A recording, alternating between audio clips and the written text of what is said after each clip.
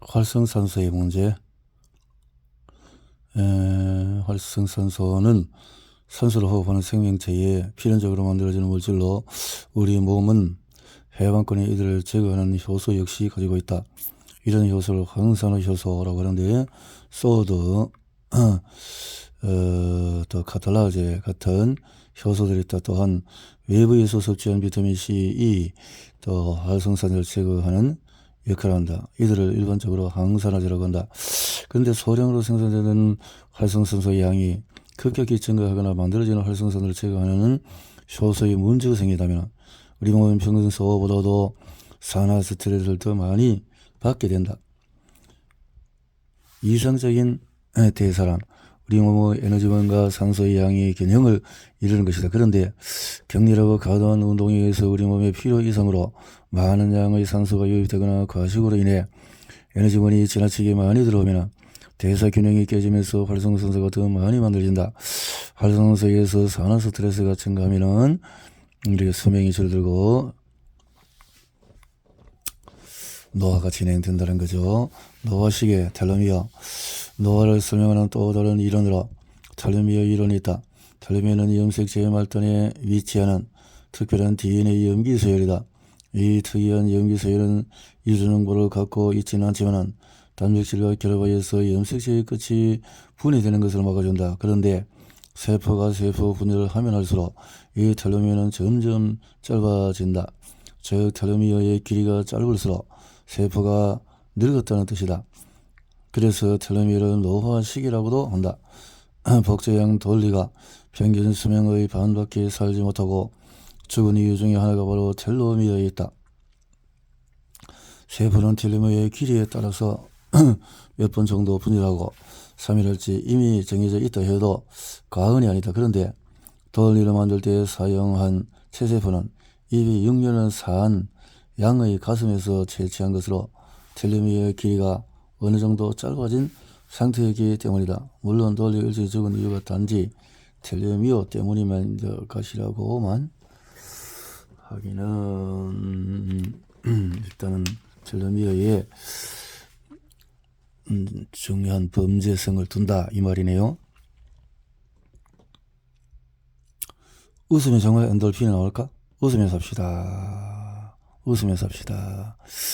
그 웃으면 이것은 뇌에서 엔돌핀이 분비되기 때문인데 이처럼 엔돌핀은 신체적 정신적인 고통이 극에 달했을 때 분비되어서 통증을 줄이고 상황을 견뎌낼 수 있게 도와주는 호르몬이다. 엔돌핀.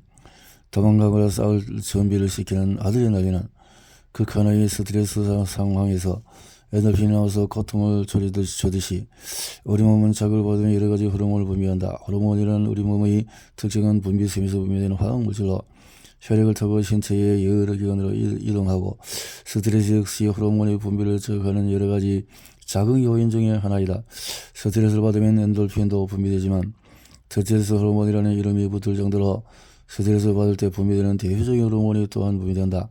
바로 콩밥이 저기 붙어있는 부신에서 아드레날린은 또 에피네프린이라고도 하는데 롤러코스터를 타거나 많은 대중에서 연설을 해야 하는 등 일시적으로 심한 스트레스를 받는 상황에서 분비되는 호르몬이다. 아드레날린이 분비되는 또 심장박동수가 증가하고 혈압이 높아지며 숨이 가빠진다. 여러 사람 앞에서 연설을 했을 때 애를 떠올려봐라. 심장이 쿵쿵거리고 숨이 가빠지고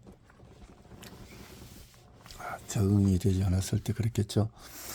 사람은 왜 늙는 걸까? 1996년 생명과의 역사에서 아주 중요한 해이다. 바로 복제형 돌리가 탄생하는 해이기 때문이다. 양 한 마리가 태어난 것은 뭐 그리 대단하다고 생각할지 모르지만 돌리는 다량의 체세포를 복제해서 만들어진 최초의 복제양이다. 동물의 체세포 복제는 다 자란 동물의 몸에서 떼어낸 체세포에 핵이 없는 난자에 이식하는 과정인데 이런 과정을 거쳐서 탄생한 돌리는 원래 양과 유전적으로 동일한 이른바 복제 생명체이다. 오래 살지 못했다라는 거죠. 6년 노화가 시작되는 나이가 25세다. 늙어가다가 수명이다 하면은 죽는 수명을 지닌 인간은 늙지 않고 영원히 젊음을 유지하는 것에 대한 상상을 누려왔다. 그래서 노화가 멈춘다는 생성은 이야기와 영화의 소재로 종종 등장한다. 영화 인타임은 시간이 건 물건을 사고 버스 요금을 내는 진짜 화폐가 된다는 흥미로운 설정을 가진 SF 영화.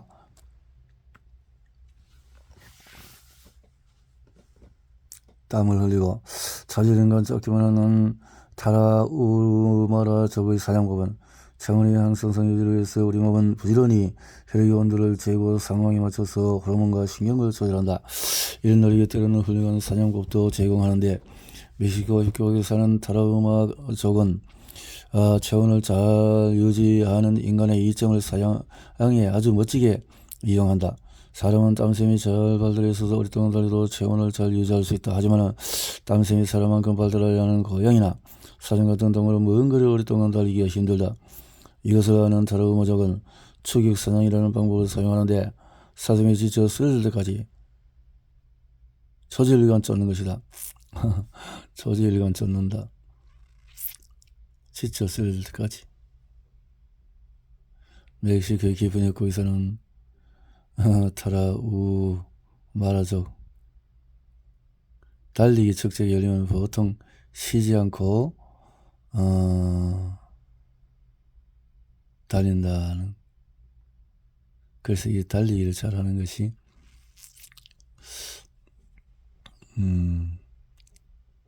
먹고 경주전날까지 옥수수로 빚은 술을 먹고 축제를 즐기다가 동이 트면 달리기 경주를 시작한다. 한 번 달리면 48시간 정도를 쉬지 않고 달린다고 하니 이야 이틀 정도를 쉬지 않고 달린다니 정말 놀라운 달리기 실력이다.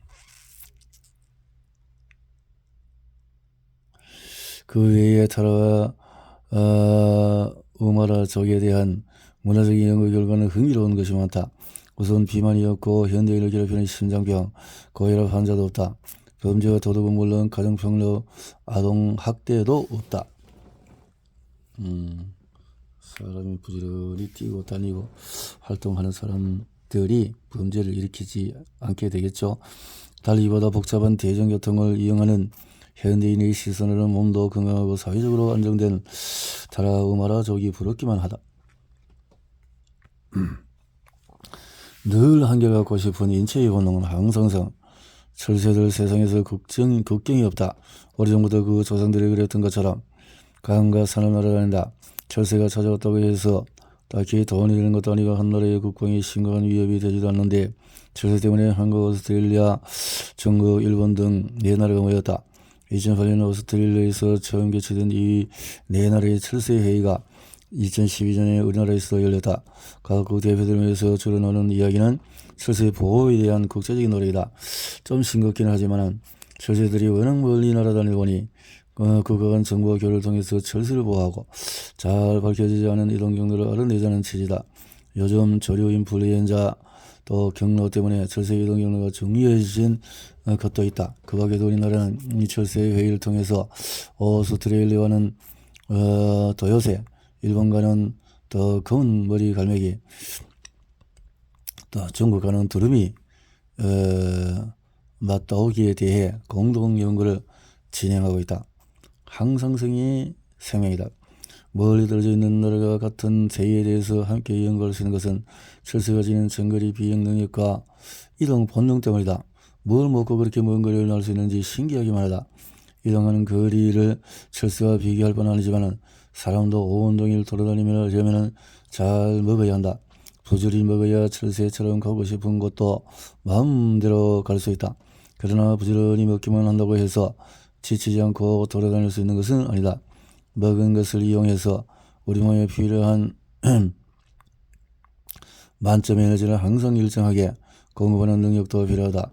모든 생물체는 이렇게 외부 환경 변화에 관계없이 체내 환경을 일정하게 유지하려는 성질을 가지고 있는데 이를 항상성이라고 부른다. 우리 몸의 체온이나 혈당량 등이 일정하게 유지되는 것이 바로 항상성이다. 잘 조절되고 있다는 뜻이다. 그러다가 감기나 큰 질병에 걸리면 항상성은 여지없이 무너지고 만다. 몸이 약해지면 또 해독하고 하니까 질병 아프니까 생명이다. 질병이 덥다는 신호가 내려졌는데 모세혈관이 확장이 되지고 그럼 또 그다음 또 체온이 내려가고 춥다는 신호가 내려 전달되면은 또 근육이 떨리고 떨리면 또 체온이 올라가고 이렇게 항상성이 있다라는 거죠. 환경은 나를 겪은 8월이 환경이다. 요즘까지나 발가락이 닮았다.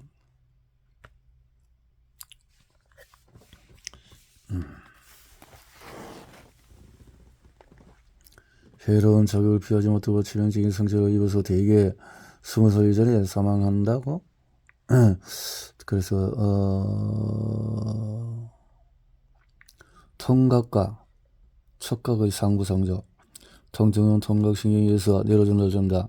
통증을 전달하는 신경은 촉각이나 압각을 전달하는 신경에 비해서 가늘다. 이 때문에 촉각이나 압각이 초속 70m 정도의 속도로 뇌나 척수에 전달되는 데 비해서 통각은 초속 0.5에서 30m로 느리게 전달된다. 통각은 늦다.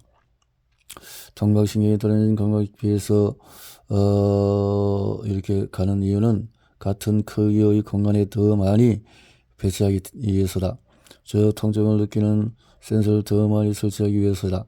우리 몸의 촉각 수용체는 피부 1cm 제곱당 25개 정도의 반면에 장제대로 신경이 가는 통각 수용체는 200개 정도로 상당히 촘촘하게 분포한다.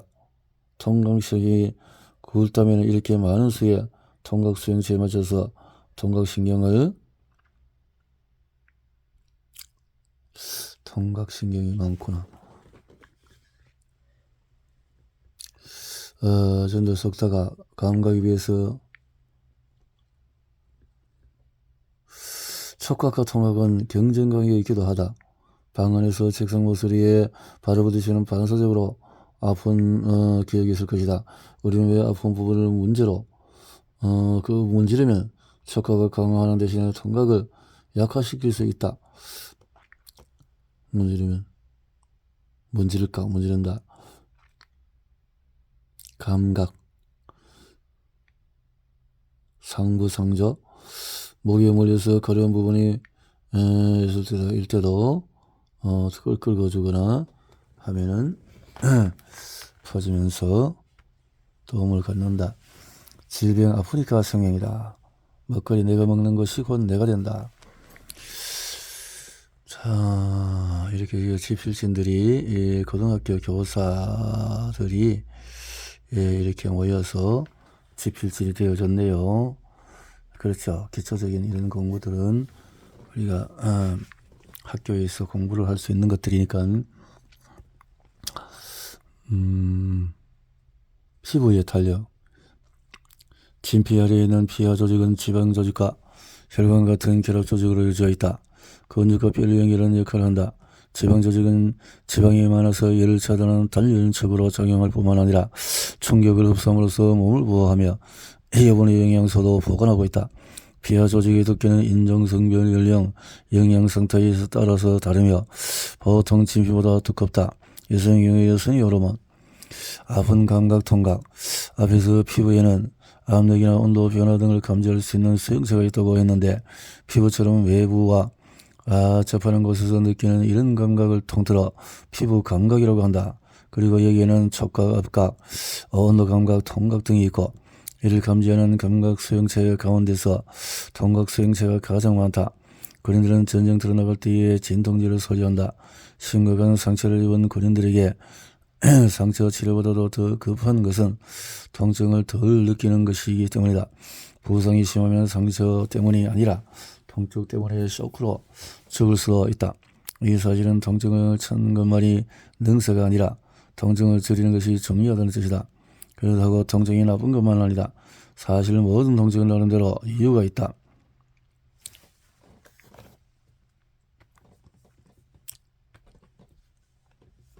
인체를 지켜주는 가장 큰 기관이 뭐냐? 바로 피부다. 피부가 시크릿 바디. 심장에서 나온 혈액의 이동 통로는 어떨까? 앞에서 본 것 같이 혈관부터 건강해진다. 얼떨결떨 돌출된 근육과 함께 주변의 혈관까지 툭 튀어나온 보디빌더들은 운동을 통해서 혈관의 노화를 진시킨 탄력적인 혈관을 유지할 수 있다고 한다. 최고령 여성 보디빌더로서 기네스 기록에 오른 어니스턴 세퍼드다. 자신의 체능이 57세의 뇌동맥류로 사망하자 혈관을 건강하게 유지하기 위해서 운동을 시작했다고 한다. 운동을 통해서 혈관이 건강해지면 혈관 배기에 탄력이 생기면서 혈액이 심장을 빠져나올 때 받은 강력한 힘을 견딜 수 있어 출혈을 막을 수 있다. 심장에서 나온 혈액이 이동하는 길인 혈관은 동맥, 정맥, 모세혈관으로 구성되어 있는데 이들은 각각 하는 일이 달라 구조적으로도 조금씩 차이가 있다. 정맥과 동맥은 총 3개의 층을 가지고 있다. 동맥은 심장에서 강하게 뿜어져 나오는 혈액의 높은 압력과 속도를 견디기 위해서 바깥쪽 2층의 정맥에 비해 훨씬 두껍다. 그리고 혈액이 다시 심장으로 들어가는 정맥에서는 동맥에 비해서 압력이 낮고 심장에서 멀리 떨어진 팔과 다리의 정맥에는 혈액이 일정한 방향으로 흐를 수 있도록 판막을 가지고 있다. 심장을 나온 혈액 전체 면적은 동맥보다도 혈액은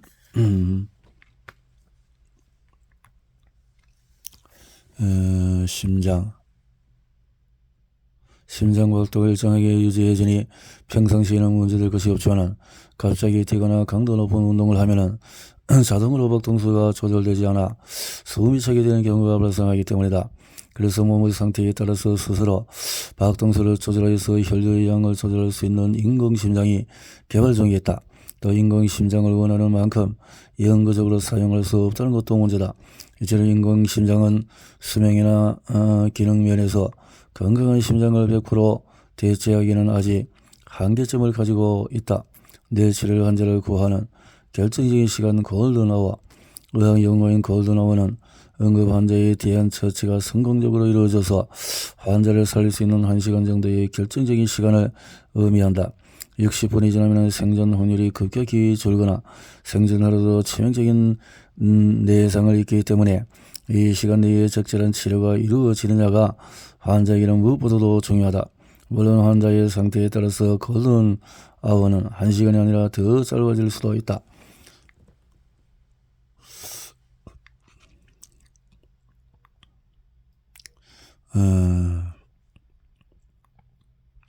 뇌출혈이 발생하는 환자의 경우에는 골든타임인 3시간 이내에 응급처치를 받아야 한다. 그러나 골든타임을 놓쳐버리면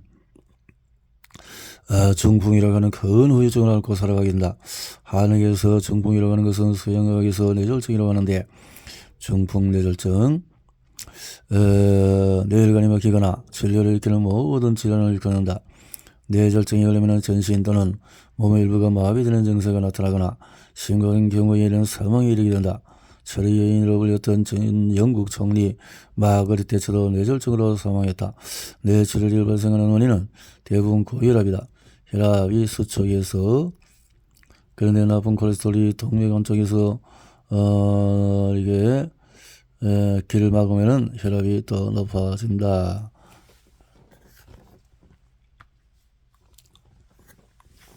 1분 동안 심장에서 보내는 혈액의 양은 약 5리터로 이런 체내에 있는 혈액의 총량과 맞먹는다. 격한 운동을 하면 혈액의 이동량이 약 5배까지 증가된다. 보통 사람의 심장 크기는 10cm 미만이지만 마라톤 선수에게는 16cm 이상으로 일반인보다 확실히 크다.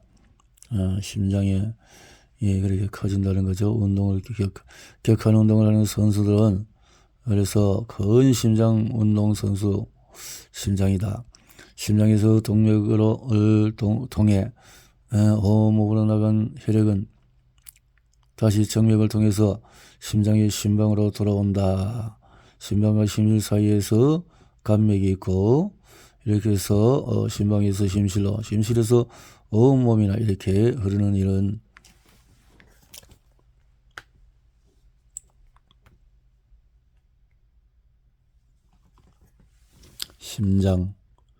심장의 박동은 먼저 박동 원세포에서 시작해서 신경 충격이 좌우 심방의 벽으로 신호가 전달되기 시작한다. 그러면 더 심방이 동시에 수축하고 그 신호를 받은 심실이 이어서 수축을 한다. 이 과정에서 심방과 심실이 동시에 수축하는 일은 없기 때문에 혈액이 물 흐르듯이 자연스럽게 흐를 수가 있다.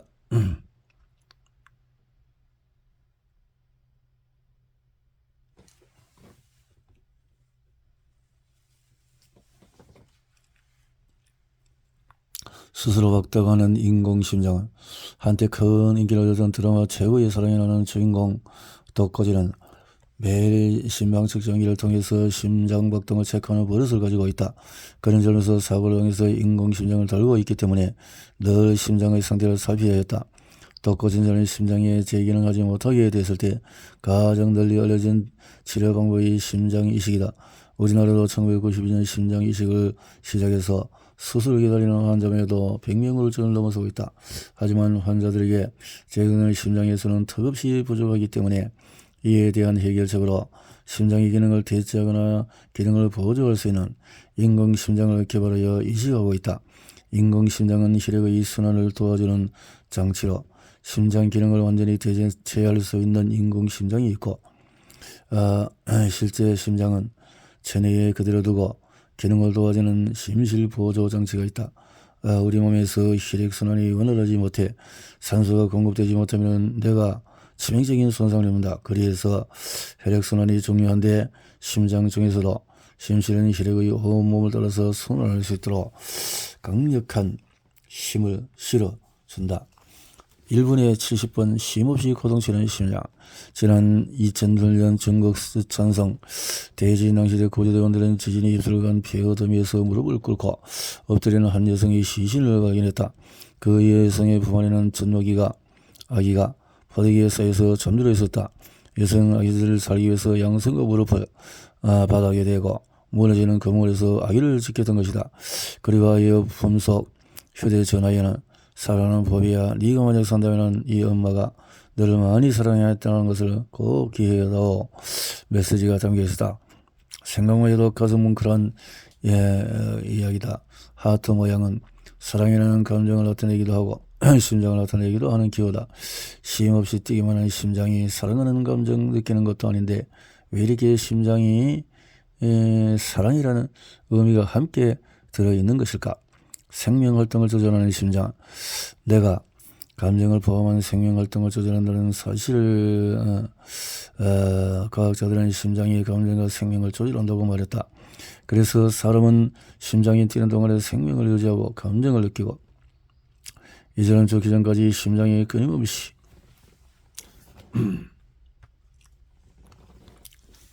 보호만 주변 내프론 오줌은 여가 제흡소 제분미 과정을 거쳐서 만들어진다. 커피와 녹차는 오줌의 양을 증가시키는 이뇨제. 어릴 때부터 야뇨증으로 고생하던 어떤 사람이 성인이 되어서 야뇨증 증세가 나아지지 않자 잠을 자지 않기로 마음먹었다고 하자 그가 몰려오는 잠을 쫓기 위해서 커피나 녹차를 계속 마셨다면 어떤 일이 벌어질까? 쉽게 짐작하겠지만 차를 마셔 잠을 쫓을 수는 있었지만 소변의 양은 평소보다도 많아져서 화장실을 자주 들락날락 거렸을 것이다. 잠을 자지 않아서 이불에 실수를 하는 일이 줄어들고 커피에 있는 카페인 성분이 각성 효과를 나타내 피로는 덜 느끼게 됐지만 혈관이 확장되어서 배설 과정을 촉진하는 이뇨 과정은 더욱 활발해졌을 것이다. 커피나 녹차 같은 오줌의 양을 늘려서 배출하는 그 이뇨제 같은 것이 있다. 5세 이후에도 소변을 가리지 못해서 일주일에 2번 이상 잠에서 소변을 보는 야뇨증으로 진단한다.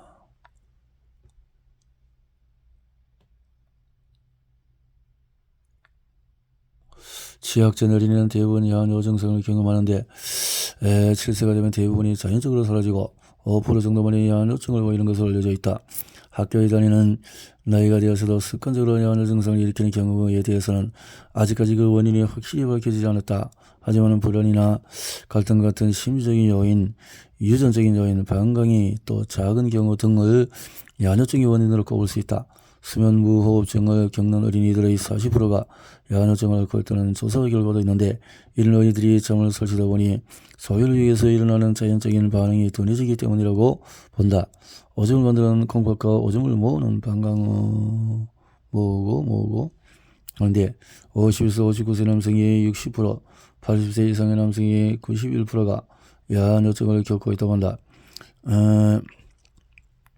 남성의 경우는 전립선 비대증으로 커진 전립선이 요오드를 막아서 발생하는 경우가 많다. 세상의 모든 과학은 우리 몸으로 통한다.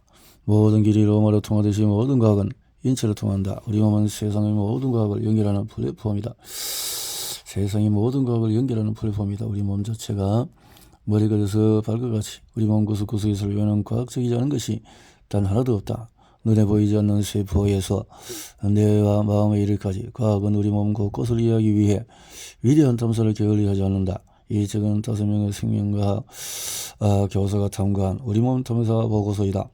이들이 학교 현장에서 가장 중요하게 여기는 것은 내신과 수능을 위한 과학이 아닌 생활 속에 스며드는 재밌고 유쾌한 과학이다.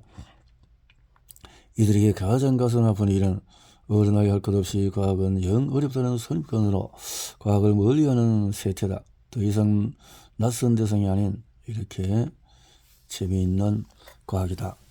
식물도 음악을 듣는다.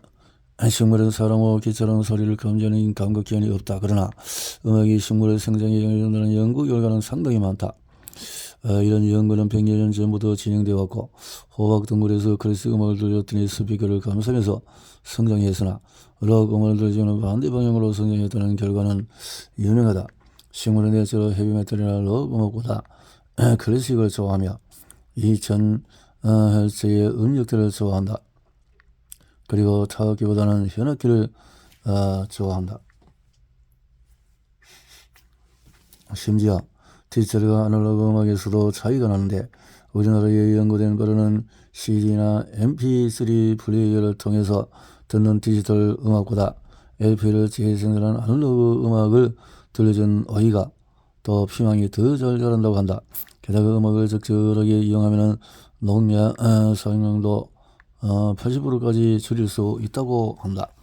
식물에게 음악을 들려준다. 층간 소음 문제를 일으키는 칵테일 파티 효과. 최근 들어 아파트 층간 소음 문제를 사회적 문제로 되돌고 있다. 아파트 간의 공동주택에서는 윗집과 아랫집은 바닥과 천장을 공유하기 때문에 소리를 낼 수밖에 없는 윗집과 어쩔 수 없이 그 소리를 들어야 하는 아랫집 간의 분쟁이 있는 것이다. 심한 경우는 말다툼 끝에 흉기를 휘두르는 일까지도 벌어지기도 하니, 층간 소음을 줄이는 바다 매트는 어느새 어린아이가 있는 집에는 필수품이 되었다. 뿐만 아니라 층간 소음 정도를 측정하는 소음 측정기를 빌려주는 것도 있으니 층간 소음은 결코 유별난 것이 아니다. 두 집 사이의 갈등이 깊어지는 나름대로 노력을 계속 또 항의를 받는 윗집 입장에서는 아랫집이 가면 방향을 보는 거라고 여긴다. 그런가 하면 아랫집은 아랫집대로 소음에 점점 예민해져서 고통스러울 뿐이다. 아랫집이 소음에 점점 예민해지는 것은 한번 소음을 느끼기 시작하는 그 소음이 특히 예민해지는 칵테일 파티의 효과 때문이다. 사람이 소리를 듣는다는 것은 우리는 시끌벅적한 식당이나 파티에서 여러 사람이 모여서 한꺼번에 이야기를 하고 있더라도 어디선가 들려오는 자신의 이름은 신기하게도 잘 듣는다. 그리고 아무리 시끄러워도 바로 앞 사람과 나누는 대화에 집중할 수 있는데, 이를 그래서 칵테일 파티 효과라고 부른다.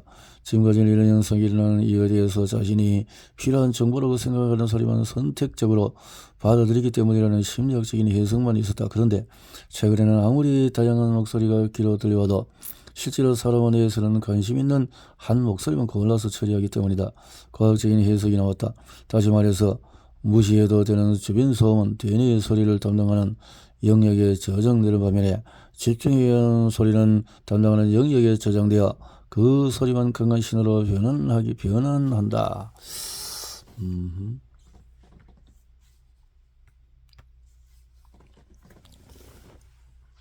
웨이도 뒷바퀴 고막 우리가 들을 수 있는 소리도 있지만 그렇지 않은 소리도 있다. 소리는 사람의 청각기관을 자극하여 내가 인식하는 것으로 공기나 물과 같은 매질을 타고 진동이 전해지는 것이다. 1대1초 동안에 진동하는 소리를 진동수, 주파수로 가는데 1초 동안에 한 번 진동하면은 1헤르츠. 그래서 사람뿐만 아니라 개나 고기 같은 동물들도 소리를 들을 수 있는데 들을 수 있는 소리 범위는 동물마다 다르다. 헤르츠. 진동수가 20헤르츠 이하인 소리를 초저주파라고 하고 진동수가 2만 헤르츠 이상인 소리를 초음파라 한다. 여기서 사람이 소리를 듣는 과정을 살펴보자. 먼저 귀의 가장 바깥쪽에 있는 귓바퀴와 웨이드가 소리를 모으면 전달된 소리 에너지가 고막을 진동시킨다. 고막 뒤에 있는 망치뼈, 무릎뼈 또 이런 뼈가 있는데 이 뼈로 이루어진 중위가 있고 이 뼈들은 고막의 진동을 증폭시킨다. 소리를 감지하는 진짜 주인공은 더 안쪽에 있는 달팽이관으로 중위를 거쳐서 증폭된 진동은 다시 달팽이관 속의 액체를 흔들어준다. 달팽이관 속에는 기저막, 또 얇은 막이 있는데 소리의 진동에 따라서 반응하는 위치가 달라져서 소리의 높낮이를 구분할 수 있다. 저 뼈 근처의 기저막은 높은 소리에 주로 반응하며 반대쪽은 낮은 소리에 주로 기저막이 진동하면 전기 신호가 만들어지는데 이 신호가 신경을 통해서 대뇌의 청각 겉질에 전달되면 우리는 비로소 어디까지 무슨 소리가 났는지 인식한다. 소리는 귀로만 듣는 것이 아니다.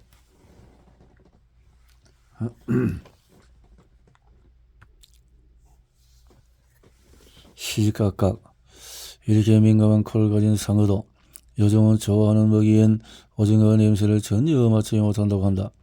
지구 대기의 이산화탄소 농도가 증가함에 따라 막대한 양의 이산화탄소가 바다에 녹아 흡수되는 바람에 바닷물이 약산성화되었기 때문이다.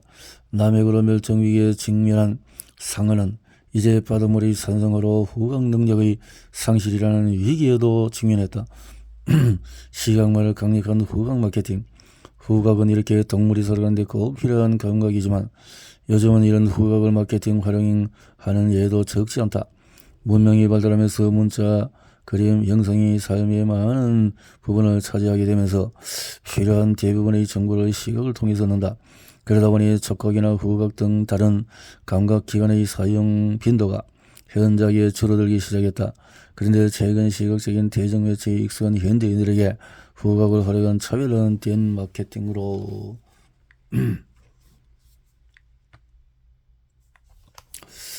사람의 후각은 개인 인정 성별에 따라서 차이가 크다. 보통 유색 인종인白색 인종보다 후각이 민감하며 여성은 남성보다 후각 능력이 우수해서 꽃이나 식물의 향기를 더 잘 인식한다. 후각 능력은 몸의 상태에 따라서 변하고 후각이 예민한 사람은 기후나 온도, 습도에 의해서 영향을 받는다. 몸 상태의 변화에 따라서 어떤 냄새 분자에 대해서는 민감해지고 또 다른 냄새 분자에 대해서는 둔감해지기 때문에 같은 물질에도 다른 냄새를 느끼는 일도 있다. 개코를 뛰어넘는 코끼리코.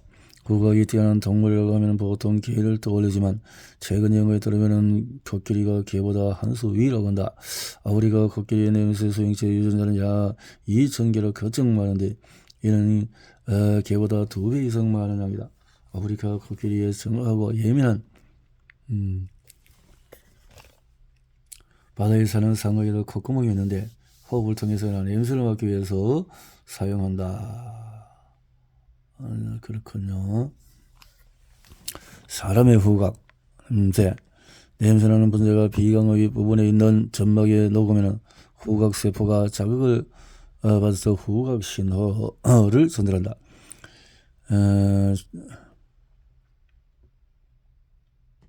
냄새로 생존의 결정적인 감각과 후각. 여름철 모기는 깜깜한 밤에도 사람을 잘도 찾아내서 피를 빤다. 모기를 유인하는 물질은 사람이 숨을 내쉴 때 이산화탄소와 땀 냄새나 발 냄새처럼 몸에서 나는 냄새이다.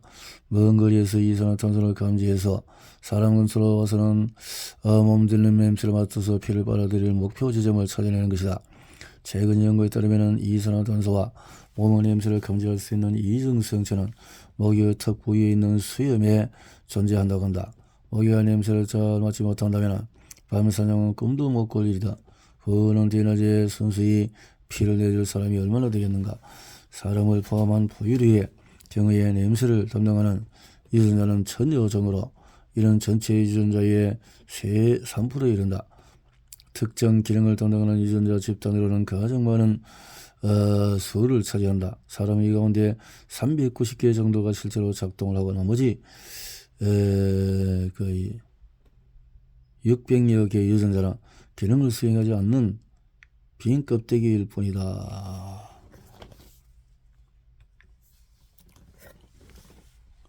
통증을 줄이려면 어떻게 해야 할까? 통증은 꼭 필요한 것이지만 정도가 심하면 생명까지 위협하기 때문에 사람들은 통증을 줄이려고 노력을 해야겠다. 해소하려면 통증이 일어나는 여러 단계 중에서 한 부분을 차단하면 된다. 병원에서 사용하는 가장 강력한 진통제 몰피는 척수나 뇌 같은 중추신경에 직접 해서 통증을 완화시키는데, 하지만 몰피는 중독성이 있고 과다하게 사용했을 때 중추신경계가 마비될 수 있어서 조심해서 사용해야 한다. 그래서 그보다 더 안전한 방법으로 통각신경세포가 받은 자극이 신경신호로 바뀌어서 우리가 통증을 알아차리기 전에 통증을 차단하는 방법을 연구 중이다.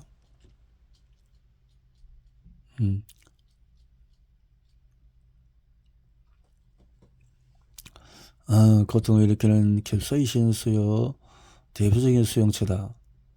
캡사이신 수용체가 작동하는 과정을 차단해서 통증을 원천 봉쇄하는 진통제가 우리나라에서 개발되었다. 이 방법은 통증이 이런 수용체에 대해서 작용하기 때문에 차단하고 싶은 통증만 선별적으로 완화할 수 있다는 이런 장점이 있다. 중추신경을 자극하지 않기 때문에 중독까지도 예방할 수 있다. 통증은 괴로운 경험이긴 하지만 아프면은 또 이렇게 신호를 통해서 활동할 수 있는 거죠. 죽는 잘 사느냐? 냄새가 결정한다. 냄새. 끈적끈적한 여름철에 더운 날에 신경 쓰이는 것은 바로 냄새. 마른 버스에서 옆 사람에서 볼볼 풍겨나는 땀 냄새. 차라리 후각이 둔해졌으면 바람마저 불건한다. 하지만 그런 악취라도 맡을 수 있다는 것이 우리는 감사해야 한다. 최근 연구에 따르면 후각이 둔한 사람은 사회성이 떨어지며 우울증에 빠지기 쉽다고 하니 말이다. 또 연애 감정을 일으키는데도 후각이 결정적인 역할을 한다고 한다. 사람의 후각은 개나 돼지 후각이 매우 발달한 다른 포유류에 비해서는 비교적 덜 발달했다. 하지만 후각은 여전히 사람이 가지고 있는 오감 중의 하나로서 냄새를 맡는다는 것은 냄새는 코로 감지하고 뇌로 인식한다. 냄새의 정체는 사실 냄새나는 분자인데 사람의 체취나 향수도 과학적인 눈으로 들여다보면 서로 다른 냄새가 나는 기체의 분자일 뿐이다. 냄새 분자는 콧구멍을 통해서 비감으로 들어와 바로 위쪽에 있는 점막에 녹아든다. 콧물 덕분에 항상 촉촉하게 유지되는 점막에는 냄새를 감지할 수 있는 수용체를 가진 후각세포가 있는데, 이 후각세포가 냄새 분자를 만나면 신경신호를 만든다. 이때 만들어진 신경신호가 후각신경을 통해서 뇌로 전달되면 내가 어떤 냄새인지 알아낸다. 사람의 후각세포는 500만 개 정도, 후각이 사람보다 100만 개 뛰어나다는 개의 후각세포는 2억 2천만 개나, 후각이 시각이나 청각 등 다른 감각과는 조금 다른 점이 있는데, 근육에는 산소와 결합하는 미오글로빈이라는 단백질이 있어서 산소의 저장소 역할을 하는데, 이들 잠수동물은 미오글로빈이 많아 사람보다 2배 정도 많은 양의 산소를 근육에 보관할 수 있다. 그리고 헤엄치는 동안에 근육을 최선으로 사용하여 산소를 적게 사용함으로써 오랜 시간 외부로부터 산소를 공급받지 않고도 잠수가 가능하다.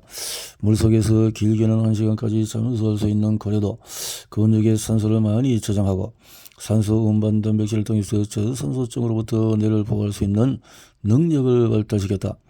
날숨에 숨어있는 건강정보.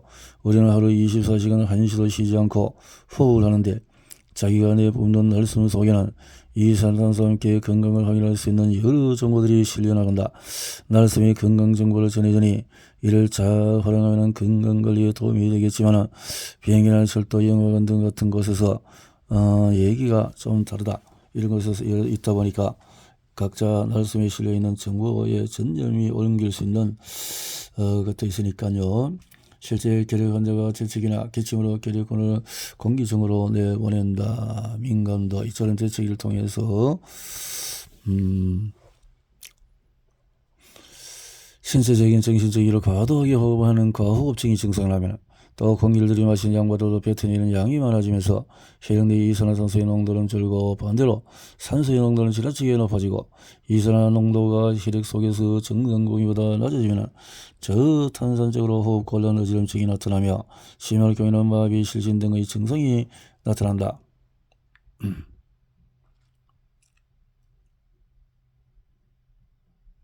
계속 숨을 내뱉으면서 풍선을 볼 때 어지러움증을 느끼는 것과 같은 현상이다. 이럴 때 호흡을 진정시키기 위해서 사용하는 방법이 봉지요법이다. 종이봉투 등을 입에 밀착하고 숨을 쉬면 내뱉은 이산탄소를 다시 들이마시게 되어 이산화탄소 농도가 다시 정상 수준으로 돌아간다. 비아그라는 산소 공급을 돕는 약이다. 호흡을 필요 이상으로 하는 과호흡도 위험하지만 열심히 호흡을 해도 필요한 만큼 산소를 받아들이지 못하는 경우 역시 위험하다. 산소가 희박한 높은 산에 올랐을 때 나타나는 고산병이 바로 그런 것이다. 고도가 높은 곳에 산소가 너무 적어도 문제, 너무 많아도 문제가 되는 호흡이다. 초선했던 예비 엄마들은 다양한 호흡법을 배운다. 숨 쉴 때 드러나는 산소와 이산화탄소의 문제가 그래서 들어가고 들숨 날심 이렇게 하는데 공기를 폐에 최대한 채우면 4리터까지 들어갈 수 있는데 한 번에 최대한 숨을 들이마셨다가 내뱉는 기체의 양을 폐활량이라고 한다. 마라톤 선수나 잠수부의 경우에 일반인보다도 폐활량이 커서 최대 6리터까지도 채울 수가 있다. 물론 이는 훈련에 의해서 폐활량을 키운 결과이다. 동물들도 착시 보호색을 포함해서 동물들이 가진 다양한 색을 의미하는 애니멀 컬레이션 착시와 관련이 있을 것이라는 주장은 100여 년 전부터 있었다. 그리고 최근 연구 결과에서 동물들에도 착시 현상이 있고 심지어 착시를 이용한다. 오스트레일리아 뉴기니의 수시어는 큰 바우스의 수컷은 꽃을 비롯해 온갖 장식물로 암컷을 유인하는 집을 짓는다. 집을 짓는데 무려 11개월이 걸리며 짝짓기를 위해서 보금자리를 만드는 것이 일생을 통틀어 가장 중요한 일이다. 어떤 수컷은 나뭇가지 나는 마른 풀을 이렇게 잘 보이기 위해서 하는군요. 얼룩말, 착시를 일으킬 정도로 보호하는 보호색, 흡혈파리 또 이런 것들이 있고요. 얼룩말, 눈을 의심하게 하는 착시,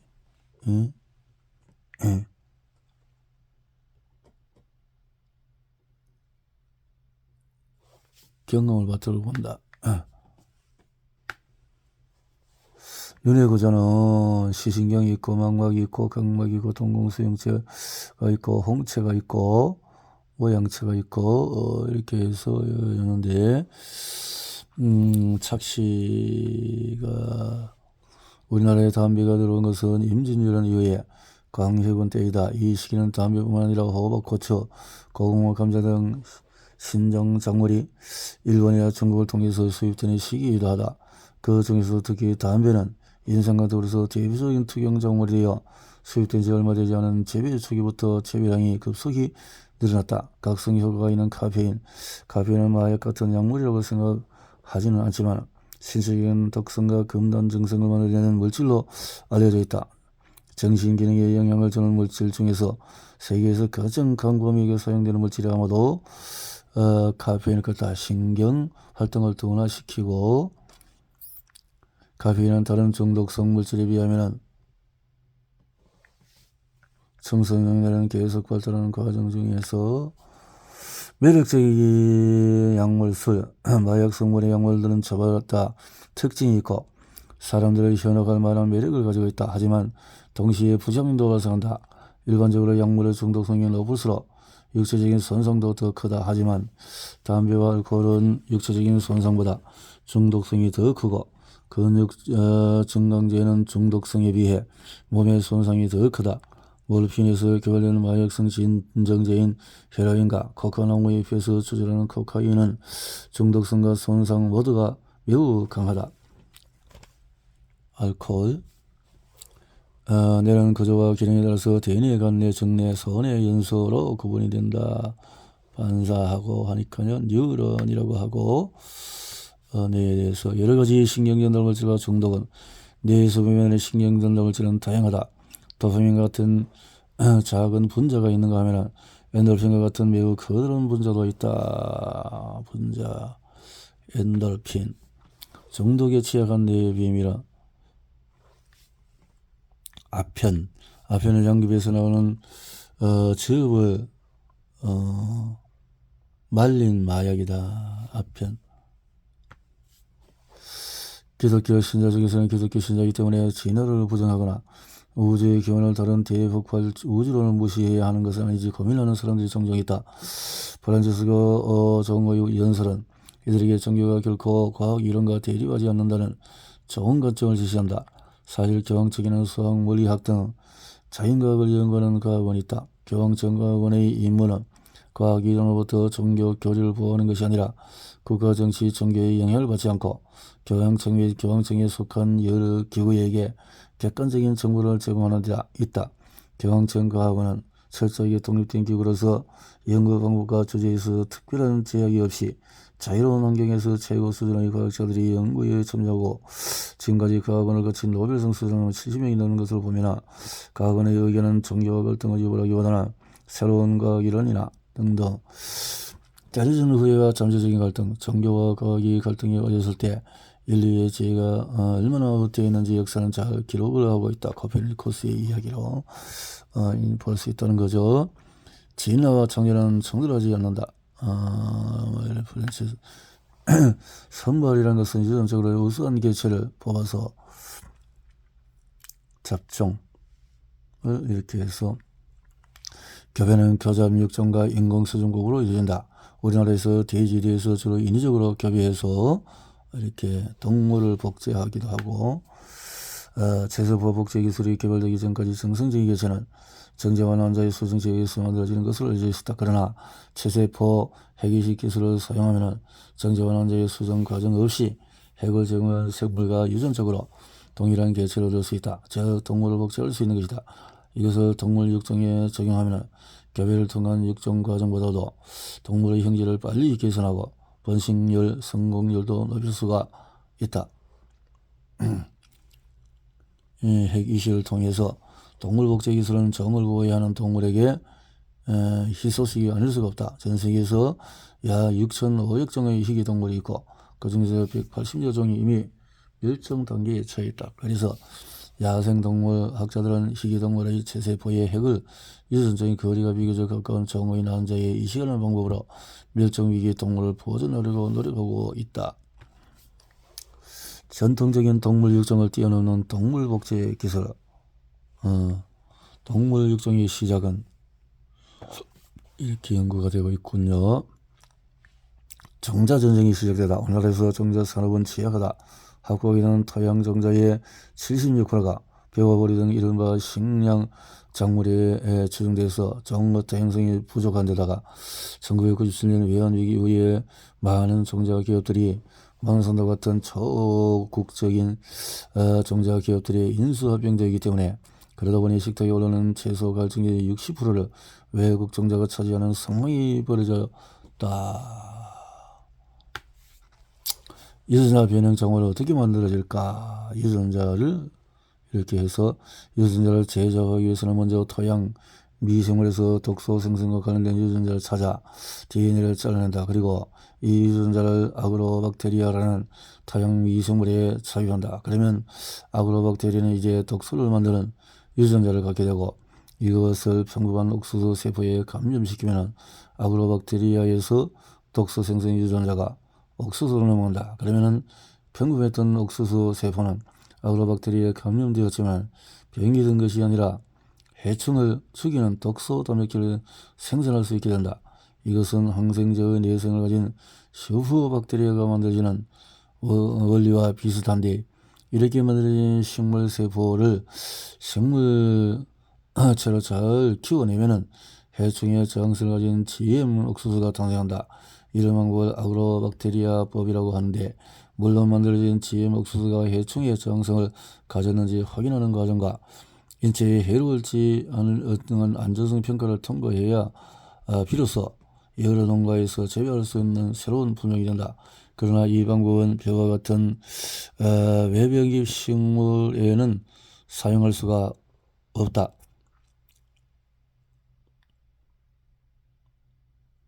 외떡잎 식물에는. 그래서 삽입하고 싶은 유전자를 금속 입자에 코팅한 후에 고압가스를 통해서 식물 세포로 쏘는 유전자 정법이라는 방법을 사용하기도 한다. 유전자 총법은 비교적 성공 확률이 낮은데 다른 방법으로 유전물질을 넣기 힘든 경우에 주로 사용한다. 농업은 그 나라를 지키는 데 없어서는 안 될 중요한 산업이며 종자는 모든 농업의 핵심이다. 우리는 현재와 이렇게 해서 없어서는 안 될 종자를 안전하게 보존하고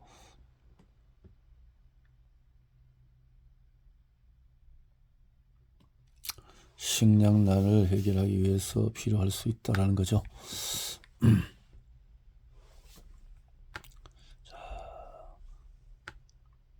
피부가 새하얀 흑인 유전자가 이상하다.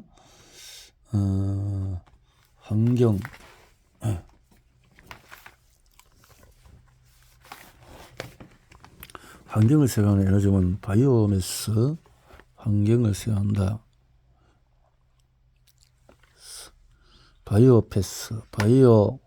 바이오매스는 발생 특성, 용도, 관리 체계에 따라서 여러 가지로 나뉘는데 일반적으로 용도에 따라서 폐기 물계, 바이오매스, 또 뭐 이런 다양한 자원 식물계, 이런 다양하게 있군요.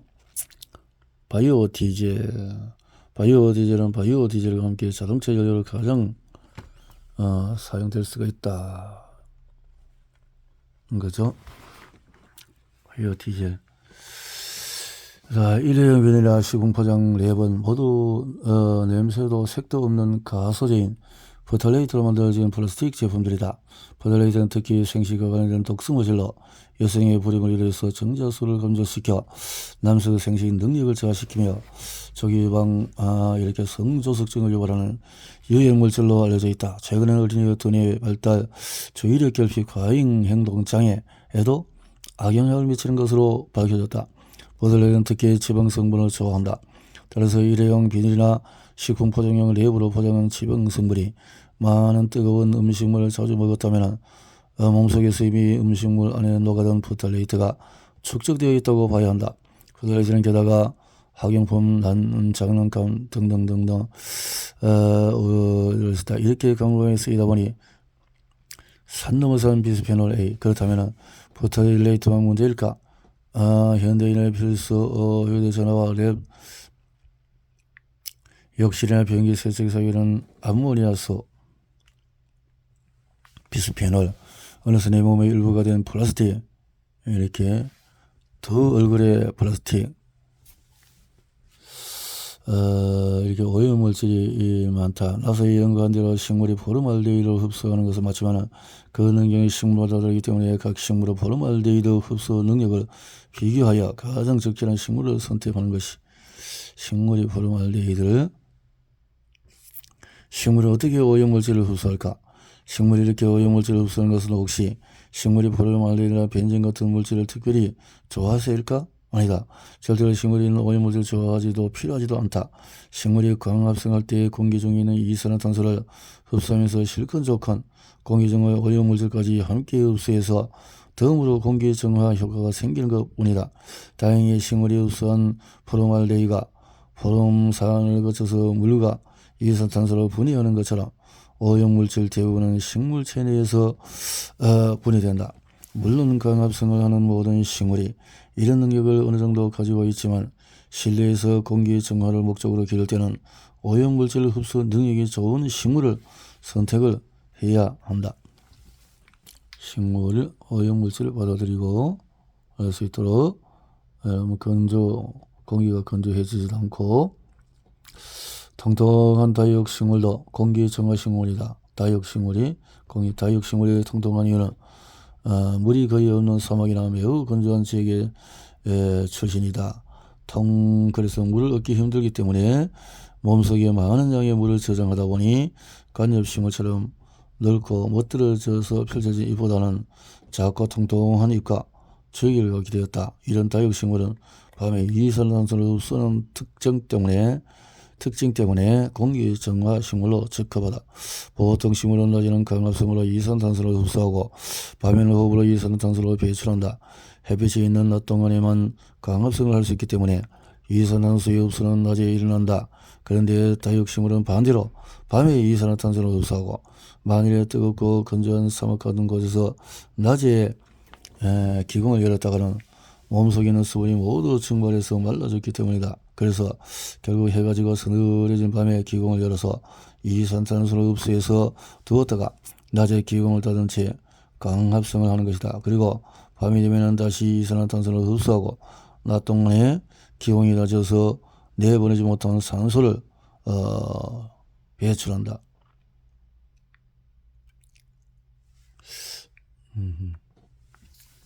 소화는 기본적으로 우리 몸에서 분비되는 소요소에 의해서 이루어지지만 이들 소요소에 의해서 소화를 돕기 위해서 잎에서 말하는 파인애플을 비롯해서 다양한 과일이나 채소를 사용하기도 한다. 고기를 부드럽게 하기 위해서 파인애플 대신에 또 키위에는 또 단백질 분해 요소인 액티니딘이 껍질 가까이 많이 들어있어서 고기를 연하게 해준다. 천연 소화제로 불리는 무에는 정분을 분해하는 또 아밀라스 또 디스에스테라제라는 효소가 들어있어서 소화를 돕거나 식욕을 돋운다. 그리고 참마의 경우는 무보다도 3배나 많은 아말라이스를 포함하고 있다. 이렇게 소화 요소를 함유한 과일이나 채소를 음식과 함께 섭취하면 소화 불량을 줄일 수 있다. 보이지 않는 물 가상서. 다시 파인애플 이야기로 돌아가면 도울사를 설립한 제임스 드릴먼드 도울이 과일 통조림 제작 기술을 완성하면서 파인애플 판매량은 폭발적으로 증가했다. 물렁물렁한 과일을 오랜 시간 신선하게 보관할 수 있게 된 덕분에 장거리 운송도 가능해졌기 때문이다. 그러나 통조림이라는 제품의 형태를 환경을 생각하는 입장에서 보면 그리 달갑지만은 않다. 먼저 파인애플 통조림을 만드는데 사용되는 물을 생각해보자. 여기에 물은 통조림 통 속에 들어있는 눈이 보이는 물을 이야기하는 것이 아니다. 농장과 통조림 제조에 직접적으로 사용되는 물의 양은 물론이고 간접적으로 파인애플 농사를 위한 다양한 과정이 필요한 물의 사용을까지 합한 물을 말한다. 이렇게 우리 눈에 보이지 않지만 어떤 상품을 생산하는 과정에서 사용된 물을 가상수라고 하는데 농산물을 수입한 농산물 생산에 사용된 물이 눈에 보이지 않지만 함께 수입된다고 할 수 있다. 한 예로 밀 1톤을 수입하는 물이 그렇구나. 우주선처럼 밀폐된 공간에서 식물을 키우는 것이 공기를 정화하는 좋은 방법이 될 수가 있다. 나사 연구자는 오염물질을 제거할 때 다양한 방법을 생각한다. 새 집에서 나오는 오염물질 포름알데히드.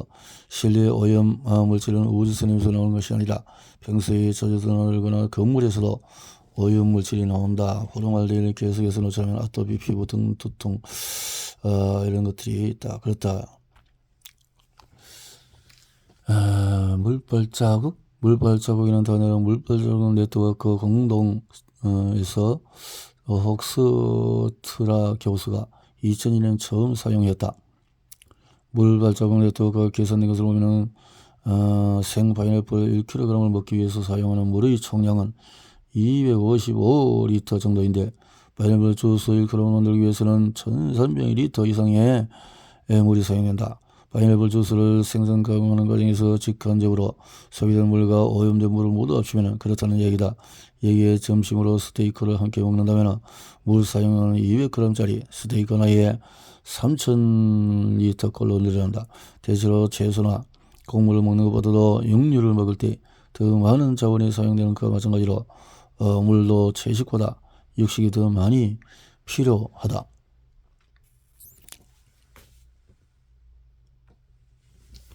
소화 효소를 발산하는 파인애플의 가혹한 운명이라. 노벨상을 패러디한 이그 노벨상처럼 중국에서 저장성과 박물관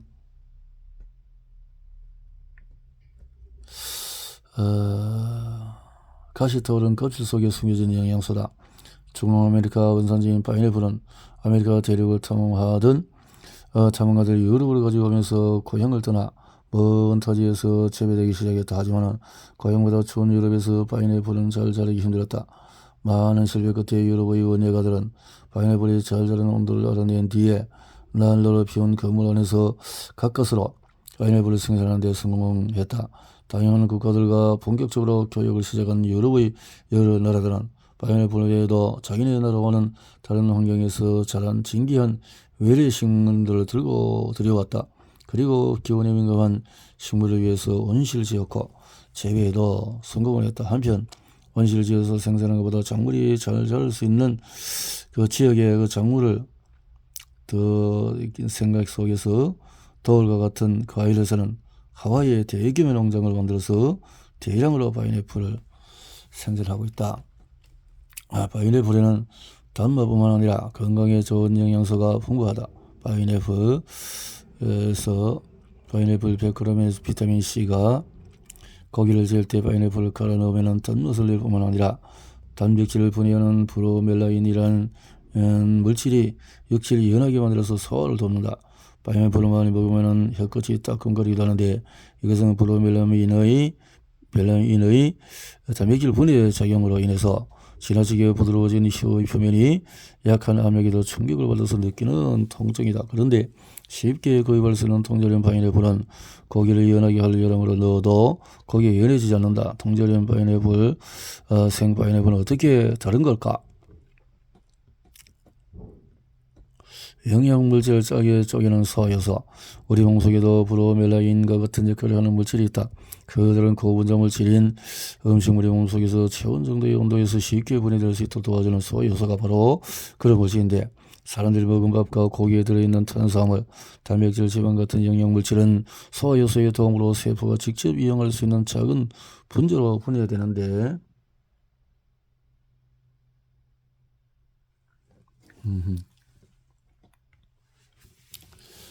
민물고기가 갑자기 바다에 가면 이렇게 삼투현상에 의해서 삼투현상, 육상동물 지키기, 소화효소를 발산하는 파인애플의 가혹한 운명. 가시, 삭힌 홍어의 턱 쓰는 맛은 질소 노폐물의 덕이다. 노폐물, 삼투현상으로 주변과 농도를 맞춘다. 고약한 냄새에 코가 뻥 뚫리는 삭힌 홍어, ATP가 넉넉한 세상, 인류의 건강한 지혜, 발효 음식이다. ATP가 부족해서 뒤뚱거리는 좀비. 그럴 때 일어나는 이런 사람을 먹는 좀비는 왜 뻣뻣이 걷는 걸까? 좀비가 에너지를 얻는 방법은 좀비. 비만과 질병을 유발하는 나트륨은 비만제를 지은 나트륨을 기소해라. 비만, 베이킹소다, 삼투압을 통해서 두 가지 달콤한 맛의 줄기세포, 만병통치를 꿈꾸는 변신의 기제 줄기세포에 대한 이야기, 만능세포, 제대혈, 혈액을 이루는 혈장과 혈구세포에 대한 이야기, 공장에서 만들어지는 혈액 이야기, 백혈병에 관해서 알칼리 혈액형에 대해서 알레르기 반응 아나필락시스, O형 혈액이 수혈천사가 된 이유는 이렇게 인류의 적이지만 도움이 되는 암세포에 대한 이야기, 슈퍼박테리아 이야기. 우리 참 고등학교 선생님들이 다양한 연구를 많이 하셨네요.